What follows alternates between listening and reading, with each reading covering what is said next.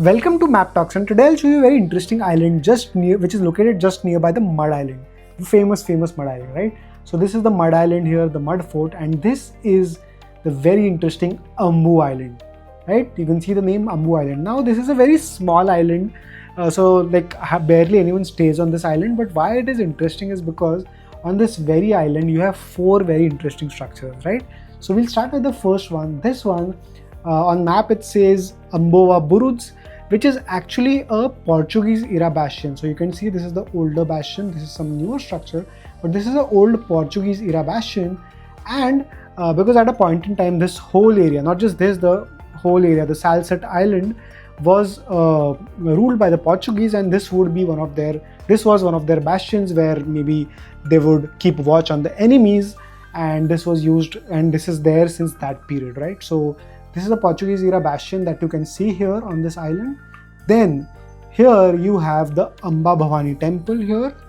Then you have the Our Lady of Good Health Church, and here you have the Hazrat Sayyid Qadri Baghdadi Baba Dargah. So you have a temple, a church, and a dargah or a mosque. So three places of worship on one small island. Maybe like the film Amar Akbar Anthony should have been shot here, because that's what he's showing here. But it's good to see that.